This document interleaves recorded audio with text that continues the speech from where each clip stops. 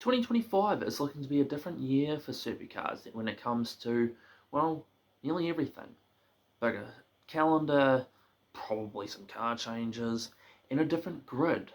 But what do I think that the grid will be like for 2025? Well, I think there'll be a few changes coming up for the next season. So I'm going to line up the definitely staying, the maybe staying, and the definitely swapping for the teams.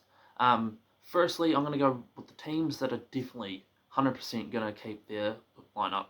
You've got Brown and Feeney at Triple A. That's obvious. That's going to be the lineup for the next decade.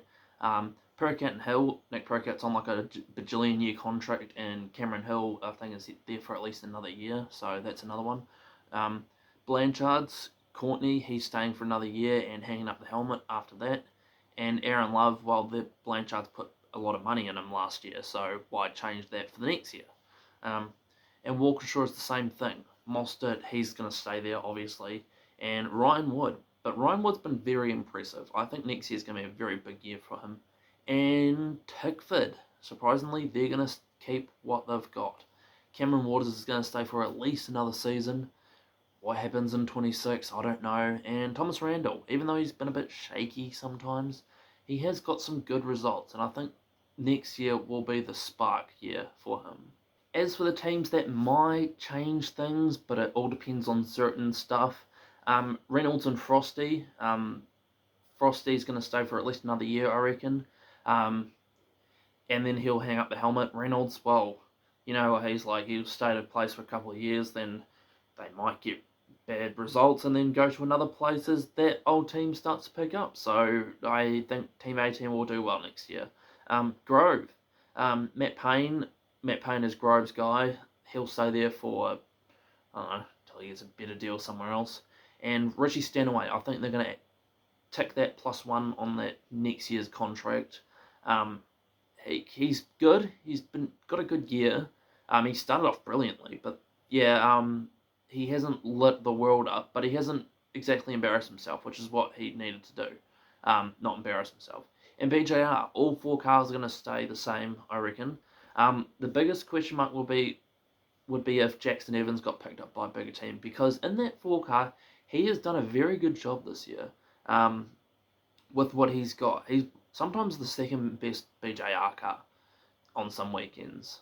And as for the teams that are definitely going to be swapping their lineup, Erebus, Brody Kostecki's not staying there. That's more obvious than anything else in the world at the moment.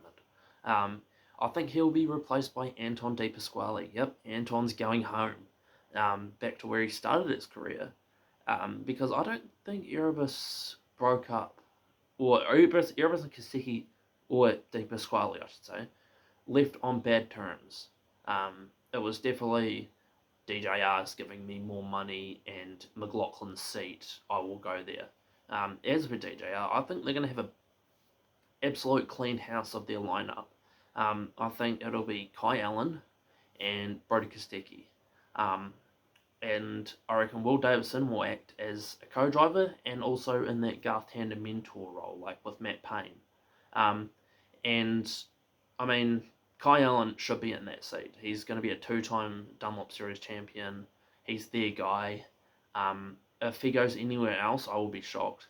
And as for Kostecki, apparently people have seen him link up more with a Ford squad than a Chevy squad, because people saw him with Anton and they got out of a Mustang together and he was driving, and then they made an appearance at Lancaster Motors on the Sydney Super Night weekend, and it was Wood, Mostert, Allen, and Kostecki wasn't wearing any of his gear, his Erebus gear.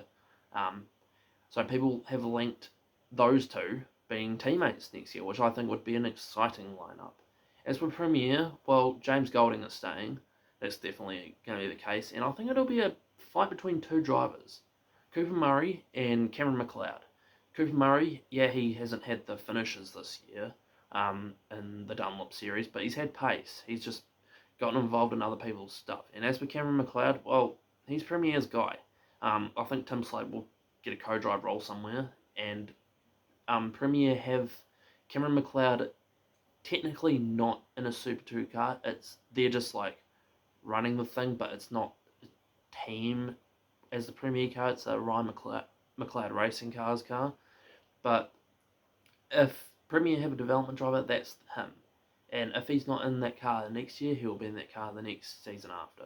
And as a bonus round, I have a list of teams that could enter wildcards.